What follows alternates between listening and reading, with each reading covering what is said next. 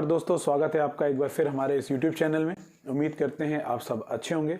दोस्तों, जैसा कि आप देख रहे हैं, लगातार ही आप लोगों के लिए प्लेलिस्ट ला रहा हूं। मैं MS वर्ड की प्लेलिस्ट ला रहा हूं, UPSI एग्ज़ाम्स की कुछ इंपॉर्टेंट क्वेश्चंस की भी वीडियो मैं पिछले कुछ दिनों से आप लोगों के लिए लाया। तो आज हम बात करने वाले हैं दोस्तों O लेवल में आने वाला जो पहला प्रश्न पत्र है IT tools and business system M1 R5 के बारे में। M1 R5 दोस्तों जो IT tools and network basis एक हमारा सब्जेक्ट है पहला, उसका जो पहला प्रैक्टिस सेट है उसके बारे में आज चर्चा करने जा रहे हैं आपके साथ। जो पहला प्रैक्टिस सेट है, बहुत सारे मॉडल पेपर मार्केट में अवेलेबल हैं।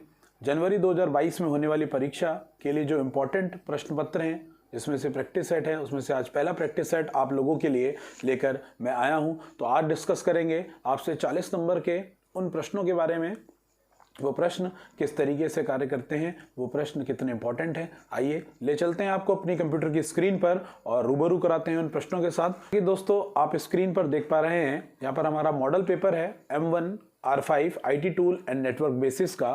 3 घंटे की दोस्तों अवधि होती है इस परीक्षा को देने के लिए। अधिकतम 100 अंक का पेपर है जिसमें आप लोगों को पता है 40 नंबर का बहुविकल्पीय और 60 नंबर की थ्योरी होती है। तो दोस्तों आइए इस प्रश्न पत्र की हम बात कर लें। तो पहले आपको दोस्तों 40 नंबर का जो पैटर्न है वो मैं आपसे थोड़ा सा डिस्कस कर लेता हूं। 40 नंबर के पैटर्न में आपको 10 नंबर के बहुविकल्पीय यानी 4 विकल्प वाले, 10 नंबर के सत्य असत्य, 10 नंबर के फिल इन द ब्लैंक्स यानी रिक्त स्थान और 10 नंबर के जोड़े मिलान। तो आइए शुरू करते हैं पहले प्रश्न की। पहला प्रश्न है, आप देख सकते हैं पहला हमारे पास प्रश्न है जो बहुविकल्पीय है। वह कौन सी प्रौद्योगिकी है या इंफॉर्मेशन टेक्नोलॉजी है, वह कौन सी प्रौद्योगिकी का मतलब हो गया दोस्तों इंफॉर्मेशन टेक्नोलॉजी। प्रौद्योगिकी मीन्स टेक्नोलॉजी जिसका प्रयोग क्षमता परीक्षण के मूल्यांकन पर होता है, यानी which is the technology used in the evaluation of aptitude test. तो दोस्तों यहां पर जो हमारा उत्तर है, आपके सामने 4 विकल्प हैं, OCR, OMR, MICR और MCR। तो दोस्तों जो इसका सही उत्तर है वो है हमारा OMR। वह कौन सी टेक्नोलॉजी है जिसका प्रयोग क्षमता परीक्षण के मूल्यांकन के लिए किया जाता है। तो दोस्तों क्षमता परीक्षण का मूल्यांकन का अर्थ है, जैसे कि आप लोग परीक्षा प्रश्न पत्र दे के आते हैं, जैसे आप लोग बोलते हैं गोले भर के आना, वो OMR शीट होती है, जिसे ऑप्टिकल मार्क रीडर आप लोग कहते हैं। ऑप्टिकल मार्क रीडर से वो मार्क आप लगाते हैं गोले भरने को। मार्क रीड करने की एक मशीन होती है OMR मशीन, जिसको वो परीक्षा जो आप प्रश्न पत्र देके आते हैं उनको वो स्कैन करता है। जैसा ही IT टूल का जो पहला 40 नंबर का जो पेपर होगा उसमें आप गोले भर के आएंगे, वो OMR शीट होती है। OMR को शीट करने के लिए आपको गोले भरने होते हैं और उसका मूल्यांकन दोस्त कंप्यूटर करता है। तो इसीलिए वह कौन सी टेक्नोलॉजी है जिसकी प्रयोग क्षमता मतलब मूल्यांकन करते हैं, आपकी एबिलिटी टेस्ट होती है परीक्षण के लिए। तो इसका जो राइट आंसर है वो है दोस्तों B, यानी पहले का जो आंसर है वो है OMR ऑप्टिकल मार्क रीडर। आगे बढ़ते हैं। इंटरनेट बैंकिंग में मुख्य सुरक्षा किससे होती है। इंटरनेट बैंकिंग में मुख्य सुरक्षा किससे होती है। पासवर्ड से, यूजर नेम से, user address, user mobile number. तो दोस्तों यूजर मोबाइल नंबर के थ्रू OTP जाएगा, हो सकता है आपका मोबाइल किसी और के पास हो, चोरी हो गया हो। तो दोस्तों यानी जो भी पासवर्ड प्रोटेक्टेड वाली चीज़ें हैं वो हमारी सिक्योर रहती हैं, चाहे वो कोई भी चीज़ हो, चाहे वो बैंकिंग पासवर्ड हो, फेसबुक का पासवर्ड हो। पासवर्ड प्रत्येक व्यक्ति को अपना ही पता होता है, तो इसका जो राइट आंसर है वो है पासवर्ड। तो 1.2 का जो राइट आंसर है वो है पासवर्ड। आगे बढ़ते हैं। फुल फॉर्म ऑफ DFT का फुल फॉर्म क्या है। Dynamic financial tool, digital financial tool, digital fund tool. आप देख सकते हैं हमारे सामने यहाँ पर 3 ऑप्शंस हैं 1.3 का, और चौथा है डबल फाइनेंस टूल। तो दोस्तों यहाँ पर जैसे 1.3 में आप देख सकते हैं DFT, तो दोस्तों डायनामिक फाइनेंशियल टूल कोई अर्थ नहीं बनता। तो इसका जो राइट आंसर है दोस्तों वो है 1.3 का हमारा यहाँ पर B, यानी जो इसकी फुल फॉर्म है वो है डिजिटल फाइनेंशियल टूल। दोस्तों ये एक प्रकार की फाइनेंशियल टूल है जो डिजिटल तरीके से काम करती है। डिजिटल पैसे का आदान प्रदान, लेन देन आप बहुत ही सुरक्षित तरीके से कर सकते हैं। तो इस DFT की जो फुल फॉर्म है वो है डिजिटल फाइनेंशियल टूल। तो 1.3 का जो आंसर है वो है B। आगे बढ़ते हैं दोस्तों, 1.4 देख लेते हैं। हमारा 1.4 है which characteristic of computer distinguish it from electronic calculator. Computer की कौन सी विशेषता उसे इलेक्ट्रॉनिक कैलकुलेटर से अलग करती है। स्टोरेज, वर्सेटैलिटी यानी बहुमुखी प्रतिभा, एक्यूरेसी या ऑटोमेटिक या दोस्तों ऑटोमेशन। तो दोस्तों यहाँ पर जो हमारे पास 4 विकल्प है, स्टोरेज, कैलकुलेटर भी आधुनिक कैलकुलेटर आ गए हैं, स्टोरेज क्षमता उनकी होती है। वर्सेटिलिटी मतलब बहुमुखी प्रतिभा, आजकल कैलकुलेटर भी इतने आधुनिक आ गए हैं दोस्तों कि उसमें विभिन्न प्रकार की सुविधाएं हैं साइंटिफिक कैलकुलेशंस वगैरह करने के लिए।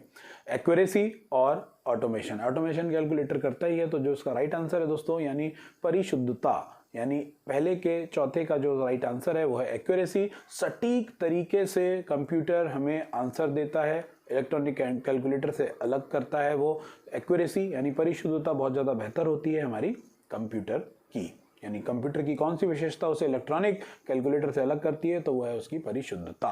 तो इसका 1.4 का आंसर है सी। आगे चलते हैं दोस्तों, 1.5 का इंटरनेट ऑफ थिंग्स में शामिल है। इंटरनेट ऑफ थिंग्स में शामिल है 4 विकल्प हैं हमारे पास दोस्तों, सॉफ्टवेयर, सेंसर्स या actuators, wifi technique, all of the above. तो दोस्तों आप जैसे कि एक सब्जेक्ट भी है आपका ओ लेवल में इंटरनेट ऑफ थिंग्स, तो दोस्तों इस सब्जेक्ट में मैं आपको पढ़ा ही रहा हूँ। बहुत सारी ऐसे विशेषताएं हैं उस सॉफ्टवेयर की, जैसे कि आप लोगों को पता है इंटरनेट ऑफ थिंग्स में सेंसर्स का भी प्रयोग होता है, एक्ट्यूएटर भी प्रयोग होते हैं, वाईफाई टेक्नोलॉजी पर आधारित है ये पूरा का पूरा सिस्टम, क्योंकि आप लोग समझते हैं जितने भी विद्युत उपकरण हैं या जितनी भी टेक्नोलॉजी के उपकरण हैं वो बिना इंटरनेट के कार्य नहीं करते, तो वाईफाई टेक्निक बहुत ही ज़रूरी है आईओटी के लिए। और सॉफ्टवेयर दोस्तों, जैसा कि आप लोग जानते हैं कि कोई भी वाईफाई टेक्निक या आईओटी गैजेट अपने मोबाइल एप्लीकेशन से ऑपरेट होता है, और मोबाइल एप्लीकेशन एक तरीके का सॉफ्टवेयर ही है। तो दोस्तों यानी ये सभी चीज़ों का इसमें समन्वय है, इन सभी चीज़ों का इस्तेमाल किया जाता है आईओटी में। तो जो इसका राइट आंसर है वो है D, all of the above. आगे चलते हैं, सिस्टम खराब होने की स्थिति में फाइलों को एक कॉपी बनाने के लिए आप डैश सृजित करते हैं। यानी आप क्या काम करते हैं, यानी सिस्टम खराब होने की स्थिति में फाइलों को एक कॉपी बनाने के लिए आप किस चीज़ का इस्तेमाल करते हैं, यानी आपकी फाइल खराब हो जाए या सिस्टम खराब हो जाए सिस्टम फेलियर में, तो आप किस चीज़ का इस्तेमाल करेंगे। तो 4 विकल्प है हमारे पास, यहाँ पर रीस्टोर है, बैकअप है, फायरवॉल है, रिडंडेंसी। यहाँ पर 4 ऑप्शंस है हमारे पास। तो दोस्तों जो इसका आंसर है सीधा सा उत्तर है, तो मैं आपको यहाँ पर क्लियर कर देता हूँ रीस्टोर और बैकअप के बारे में।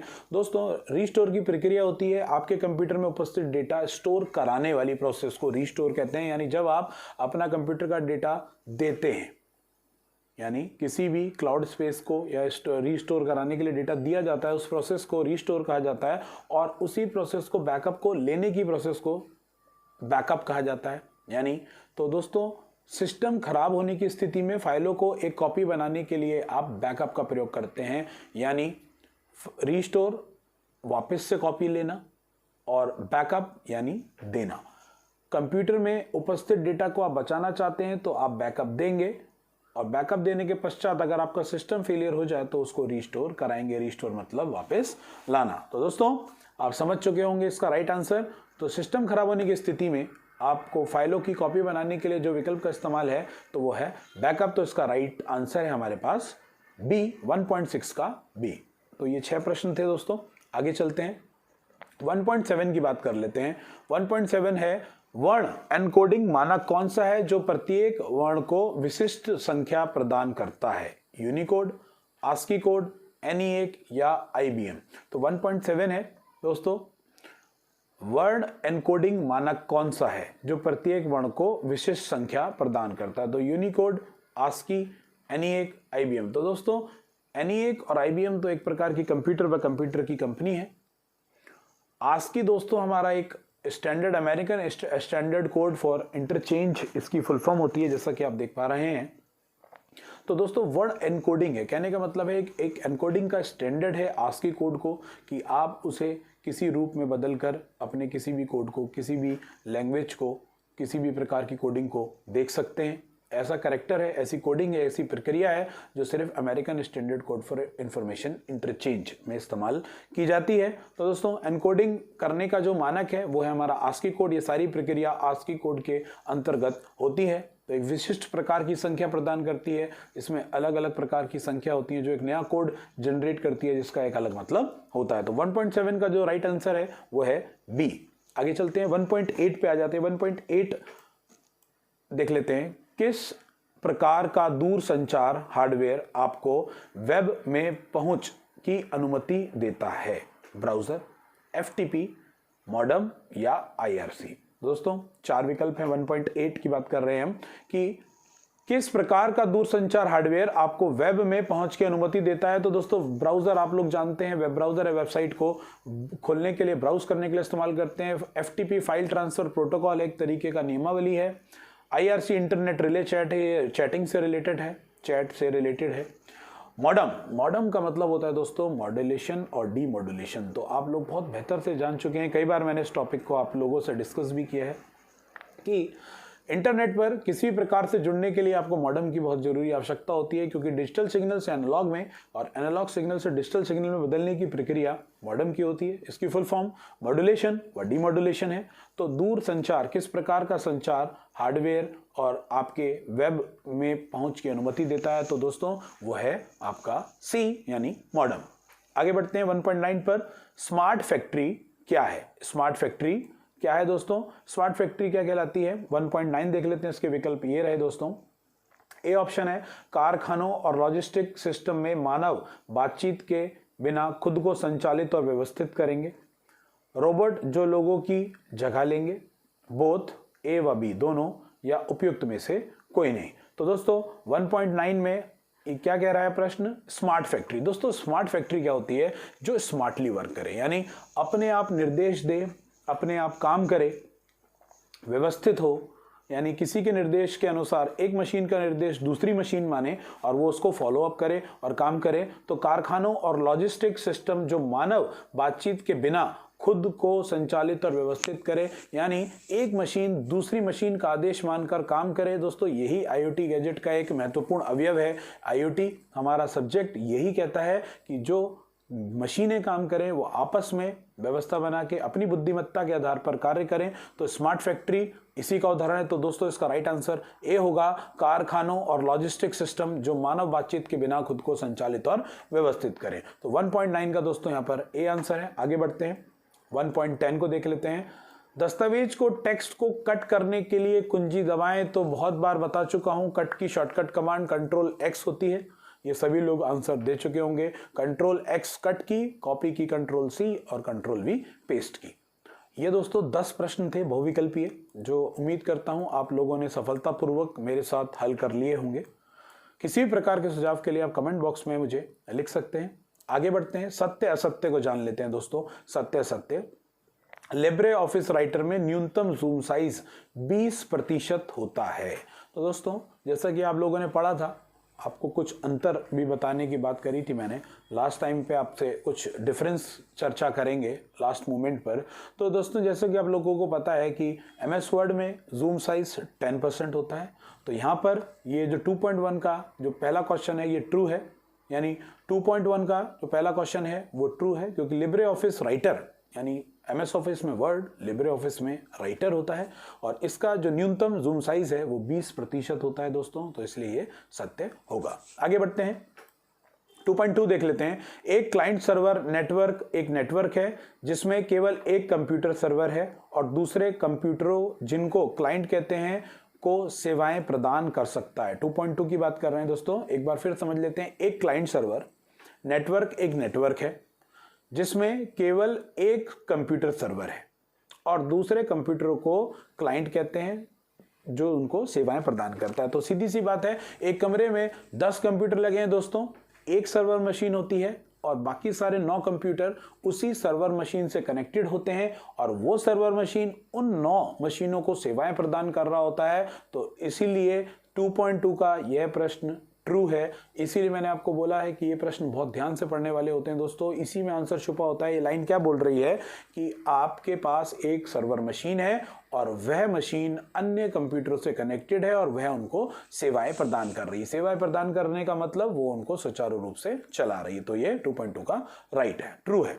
2.3 देख लेते हैं। प्रेजेंटेशन ग्राफिक्स सॉफ्टवेयर संख्यक डेटा को सारणियों में परिवर्तित करता है। 2.3 है, प्रेजेंटेशन ग्राफिक्स सॉफ्टवेयर संख्या डेटा और सारणियों में परिवर्तित कर सकता है। तो इस द राइट आंसर है, जैसे कि प्रेजेंटेशन में आप ग्राफिक्स का, टेबल्स का, स्मार्ट आर्ट का, किसी भी प्रकार के डेटा का इस्तेमाल आप कर सकते हैं। इसलिए 2.3 का दोस्तों ये आंसर सत्य होगा। आगे चलते हैं। IFSC एक 11 डिजिट का कोड होता है जो कि NEFT और RTGS के मध्य में फंड ट्रांसफर के लिए अनिवार्य होता है। 2.4 है ये। IFSC एक 11 डिजिट का कोड होता है जो कि NEFT और RTGS के मध्य फंड ट्रांसफर करने के लिए अनिवार्य होता है। 2.4 दोस्तों IFSC 11 डिजिट का होता है। जैसा कि मैंने आप लोगों को लास्ट वीडियो अपने क्लास लेक्चर में बताया था कि 11 डिजिट का एक कोड होता है जो कि प्रत्येक बैंक का अपना अलग कोड होता है। तो 2.4 का ये राइट है, 2.4 का ट्रू है।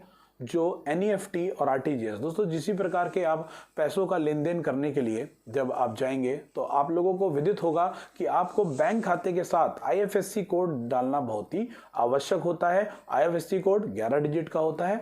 आगे बढ़ते हैं, ये सत्य है। 2.5 आगे बात कर लेते हैं दोस्तों 2.5 की। 2.5 देख लेते हैं। IIoT stand for industrial internet of things. दोस्तों ट्रू फॉल्स में इंडस्ट्रियल इंटरनेट ऑफ थिंग्स, जैसा कि आप लोगों को मैं बता चुका हूं कि IoT इंटरनेट ऑफ थिंग्स का स्टैंड फॉर है, यानी इंटरनेट ऑफ थिंग्स IoT की फुल फॉर्म है। और IIoT से यहाँ पर आई का जो तात्पर्य है दोस्तों वो इंडस्ट्रियल से ही है। जैसे इंडस्ट्री में मशीनें स्वचालित तरीके से अपने आप काम करती हैं, तो इसीलिए इसका आंसर भी ट्रू होगा। 2.6 देख लेते हैं। USSD का अर्थ अनस्ट्रक्चर्ड सप्लीमेंट्री सर्विस डेटा है। यहाँ उपयोगकर्ता को *99# के माध्यम से बिना स्मार्टफोन बिना इंटरनेट के आप कार्य कर सकते हैं। तो दोस्तों ट्रू है। USSD unstructured supplementary service data होता है, यानी जब स्मार्टफोन नहीं थे, इंटरनेट की सुविधा इतनी नहीं थी, तब लोग अपने बैंकिंग अकाउंट, बैंक स्टेटमेंट और जितने भी खाते की जो जमा राशि है उसको जानकारी प्राप्त करने के लिए इस USSD कोड का इस्तेमाल करते थे जो है *99#। दोस्तों फेसबुक चलाने के लिए USSD कोड बनाया गया था *325#, *121, *141, *198#। ये सभी USSD कोड आप लोगों के टेलीफोन ऑपरेटर आप लोगों को देते ही हैं इस्तेमाल करने के लिए, आप लोग इस्तेमाल भी करते हैं। तो इसका जो राइट आंसर है वो है ट्रू। MICR का अर्थ है मैग्नेटिक इंक कैरेक्टर रीडर। तो दोस्तों इसका भी उत्तर ट्रू है, सत्य है। क्यों? क्योंकि मैग्नेटिक इंक कैरेक्टर रीडर एक प्रकार की ऐसी मशीन होती है जिसका इस्तेमाल बैंकिंग प्रणाली, बैंकिंग सेक्टर में किया जाता है। चेक पर उपस्थित साइन, इंक, चेक पर उपस्थित लगी किसी प्रकार की इंक को मैग्नेटिक तरीके से रेक्टिफाई करके, आइडेंटिफाई करके वह इस बात का पहचान करता है कि वह सत्य है या सही है या नहीं। तो मैग्नेटिक इंक कैरेक्टर रीडर ये ट्रू है। इसका स्टैंड फॉर, इसकी फुल फॉर्म होती है magnetic ink character reader. Ubuntu developed by a UK based company called Canonical Limited. तो दोस्तों Canonical Limited UK based company है। उबंटू को इस कंपनी ने डेवलप किया था। तो दोस्तों ये भी सत्य है। उबंटू UK की कंपनी द्वारा विकसित किया गया है, एक सॉफ्टवेयर है, लाइनक्स ऑपरेटिंग सिस्टम है। यह भी सत्य है। In case of smart factory workers machine and resource communicate easily. 2.9 का आगे देख लेते हैं। 2.9 क्या कह रहा है? स्मार्ट कारखानों के श्रमिक में मशीनों और संसाधन आसानी से संवाद कर सकते हैं। तो दोस्तों ये राइट है। जैसा कि आप लोगों को पता है IoT उपकरण में विभिन्न प्रकार की मशीनें हैं जो ऑटोमेटिकली एक दूसरे पर निर्देश देकर, एक दूसरे को निर्देश देकर अपना काम कर लेती हैं, अपनी बुद्धिमत्ता के आधार पर काम करती है। यही IoT प्रणाली का महत्वपूर्ण हिस्सा है। स्मार्ट कारखानों में मशीनें ही एक दूसरे को ऑर्डर देकर अपना काम कर सकती हैं। तो दोस्तों ये सत्य थे। तो इस 2. हमारा 9 था उसका भी आंसर ट्रू है।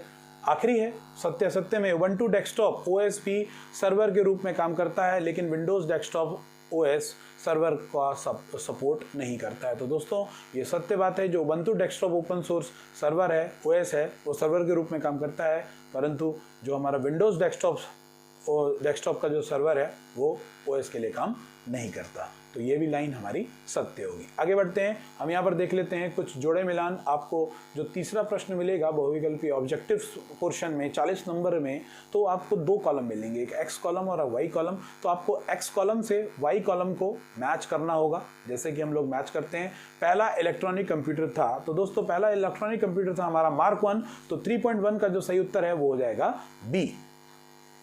दूसरा देख लेते हैं मार्क 1 दोस्तों, विश्व का पहला इलेक्ट्रॉनिक कंप्यूटर था।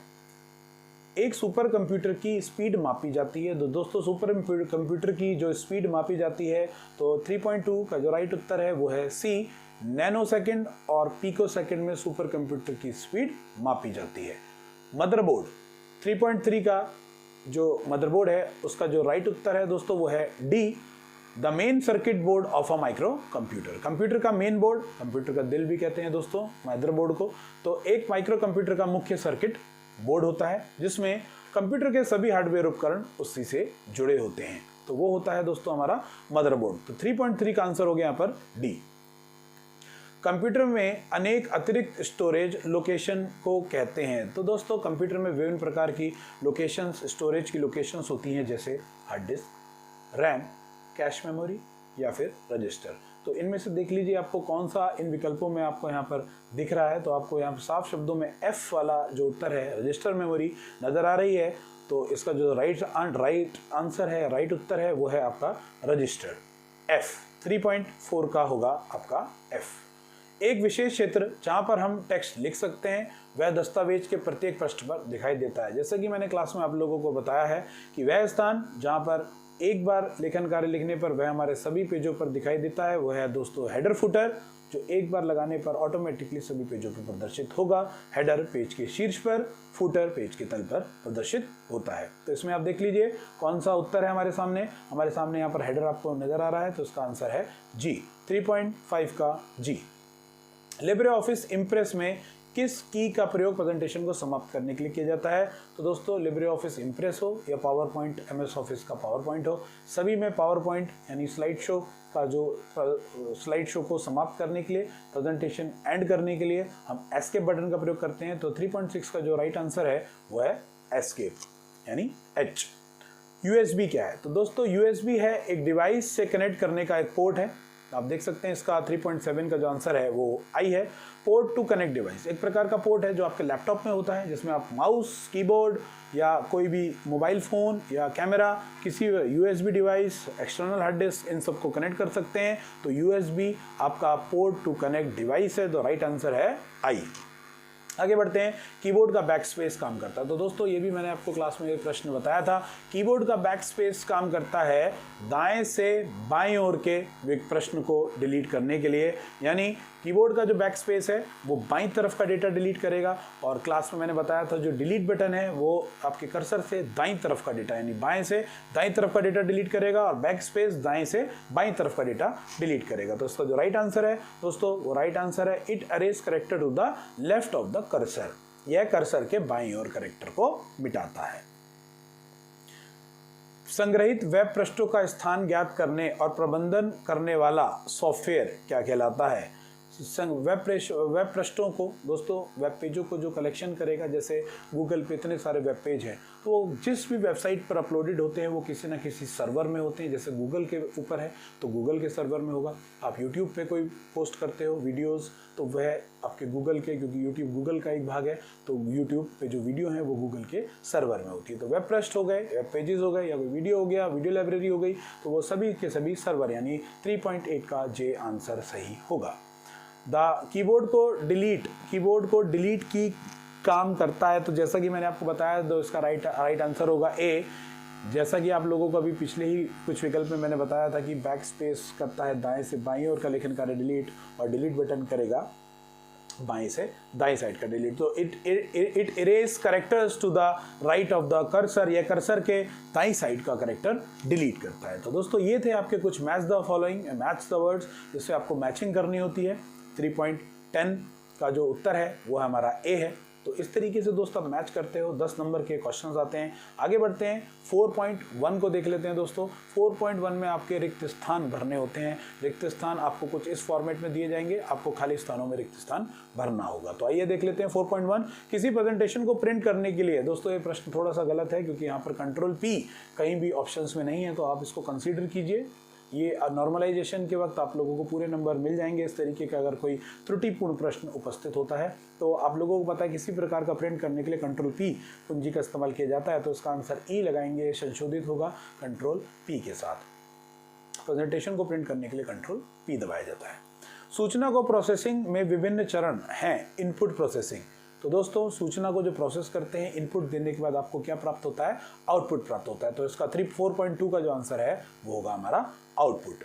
आगे बढ़ते हैं। Alignment button are available on the dash tool bar. तो अलाइनमेंट बटन किस टूल बार पर उपस्थित होता है? तो दोस्तों अलाइनमेंट बटन जो हमारा उपस्थित होता है वो होता है फॉर्मेटिंग टूल बार में। इसका आंसर होगा 4.3 का ए, क्योंकि किसी भी प्रकार का फॉर्मेटिंग हो गया, रूपरेखा में परिवर्तन, bold italic underline, font colour change, या फिर left alignment, right alignment, centre alignment या जस्टिफाई अलाइनमेंट, ये सभी प्रकार के अलाइनमेंट आपके फॉर्मेटिंग टूल बार में उपस्थित होते हैं। तो 4.3 का आंसर हो गया हमारा ए। 4.4 की बात कर लेते हैं। माउस के प्रयोग से फाइल को एक स्थान से दूसरे स्थान पर कॉपी करने की जो प्रक्रिया है, आप माउस को किसी चीज सेलेक्ट करके उठा के किसी दूसरे स्थान पर ले आते हैं, तो वो प्रोसेस आपको कहलाती है ड्रैग एंड ड्रॉप। ड्रैग मतलब खींचना, ड्रॉप मतलब छोड़ना। तो ड्रैग एंड ड्रॉप, तो भैया 4.4 का आंसर है हमारा सी, ड्रैग एंड ड्रॉप। इंक्रिप्शन तकनीक एक नेटवर्क डैश को बेहतर बनाती है। दोस्तों इंक्रिप्शन जो टेक्निक है वो किस चीज़ को बेहतर बनाती है? वो हमारी सिक्योरिटी यानी सुरक्षा को बेहतर बनाती है। इंक्रिप्शन करता क्या है? इंक्रिप्शन और डिक्रिप्शन दो टेक्निक होती है दोस्तों, जो plain text to cipher text to plain text में बदलती है, सुरक्षा के दृष्टिकोण से बहुत महत्वपूर्ण है। आप जब भी पासवर्ड को इनपुट देते हैं तो आपको स्टार फॉर्मेट में वह दिखता होगा, इसीलिए जो इसका राइट आंसर है वह है सुरक्षा के दृष्टिकोण से। तो 4.5 का है आंसर हमारा डी। मल्टी प्रोग्रामिंग सिस्टम को डैश के अधिकतम उपयोग के लिए डिजाइन किया जाता है। तो मल्टी प्रोग्रामिंग हो गया दोस्तों एक से अधिक कार्यों के लिए। जब आप एक से ज़्यादा कार्य करते हैं तो मल्टी प्रोग्रामिंग होती है। आप टेक्स्ट कर रहे हैं, कुछ टाइप कर रहे हैं, कोई आपने गाना सुन रहे हैं, साथ ही साथ आप वीडियो देख रहे हैं, साथ ही में आपने कोई सॉफ्टवेयर ओपन कर लिया, तो ये कई सारे प्रोसेस एक साथ जब आप काम करेंगे तो ये कहलाता है मल्टी प्रोग्रामिंग। तो दोस्तों अगर विभिन्न प्रकार के अलग अलग प्रोग्राम खोलेंगे तो CPU पर आपको लोड पड़ेगा। तो दोस्तों इसका जो राइट आंसर है वो है बी। मल्टी प्रोग्रामिंग सिस्टम को CPU के अधिकतम उपयोग करने के लिए डिजाइन किया जाता है। तो दोस्तों इसका जो आंसर है वह है हमारा CPU। 4.7 एक multi user time sharing operating system है। 4.7 देख लेते हैं। एक multi user time operating system है, आपको यहाँ पर दिख रहे हैं लाइनेक्स इसका आंसर होगा, जो हमारी बात करते हैं 4.7 की। 4.7 का जो राइट आंसर है दोस्तों 4.7 का जी आंसर है। Linux operating system multi user time sharing operating system है। आप लाइनेक्स ऑपरेटिंग सिस्टम में एक से ज़्यादा लोग कार्य कर सकते हैं। 4.8 एक उपकरण जो बहुविध कंप्यूटर को एक नेटवर्क से जोड़ता है, जिसे एक साथ बहुविध संचार लिंक परिचालन में हो सकते हैं। तो आप जानते हैं दोस्तों नेटवर्क प्रणाली में इस्तेमाल किए जाने वाले दो महत्वपूर्ण डिवाइस हब और स्विच। हब से भी हम कई सारे कंप्यूटर को कनेक्ट कर सकते हैं और स्विच से भी हम कई सारे कंप्यूटर को कनेक्ट कर सकते हैं, और वह स्विच लेकिन एज कम्पेयर टू हब बहुत ही सुरक्षित और सिक्योर होता है। तो ये क्या बोल रहा है आपसे कि बहुविध संचार लिंक परिचालन करते हैं, यानी ऑपरेशन करते हैं साइमल्टेनियसली अपने अलग अलग। तो यहाँ पर जो आंसर है वो होगा आपका एच, यानी स्विच वह प्रणाली है जो एक कंप्यूटर से कई सारे कंप्यूटर को जोड़ लेता है, मल्टीपल कंप्यूटर को जोड़ लेता है और वह उसके साथ काम करता है। POP3 और -SMTP के साथ मिलकर एक मेल सर्वर द्वारा इस्तेमाल किया जाने वाला प्रोटोकॉल है जो होस्ट के लिए ईमेल प्राप्त करता है और रिसीव करता है। दोस्तों एक प्रकार की नियमावली है जो आपके एक प्रकार का प्रोटोकॉल है जो मैसेज होस्टिंग के लिए मेल सर्वर के लिए काम करता है, ईमेल को प्राप्त करने के लिए, ईमेल को भेजने के लिए। POP3 यानी पोस्ट ऑफिस प्रोटोकॉल की यहाँ बात हो रही है। तो दोस्तों इसका जो राइट आंसर होगा वो होगा JIMAP4। तो दोस्तों इसका जो आंसर होगा वो है हमारा जे। आगे देख लेते हैं। एक लाइनेक्स आधारित ऑपरेटिंग सिस्टम है, यह कंप्यूटर, स्मार्टफोन और नेटवर्क सर्वर के लिए बनाया गया है। दोस्तों एक लिनक्स आधारित ऑपरेटिंग सिस्टम है जो कंप्यूटर, स्मार्टफोन और नेटवर्क सर्वर के लिए बनाया गया है। तो 4.10 की बात करूं, 4.10 का जो राइट आंसर है दोस्तों वो है आई। उबंटू एक ऐसा ऑपरेटिंग सिस्टम है जो लाइनेक्स आधारित ऑपरेटिंग सिस्टम है उबंटू, क्योंकि Linux operating system open source operating system होता है, इसी से रिलेट करते हुए हमारा लाइनेक्स ऑपरेटिंग सिस्टम बनाया जाता है। उबंटू भी एक लाइनेक्स ऑपरेटिंग सिस्टम का ही एक रूप है जो कंप्यूटर, स्मार्टफोन, नेटवर्क सर्वर के लिए बनाया जाता है। तो दोस्तों ये 40 प्रश्न थे आपके बहुविकल्पीय, जो उम्मीद करता हूं मेरे द्वारा आपको बताए गए प्रश्न समझ में आए होंगे। हम बात कर रहे थे पहले प्रैक्टिस सेट की। ये प्रैक्टिस सेट था IT tool and network basis का M1R5 का पहला प्रैक्टिस सेट। 40 प्रश्नों की हमने बात करी। इस प्रकार से आप लोगों को प्रश्न देखने को मिलते हैं इसमें, और प्रश्न किस तरीके से हल करने आप समझ गए होंगे। तो उम्मीद करता हूं मेरे द्वारा समझाई गई वीडियो आपको समझ में आई होगी। इसी तरीके से अपना प्यार बनाए रखिए, चैनल को सब्सक्राइब कीजिए, लाइक कीजिए और अपना ख्याल रखिए। धन्यवाद।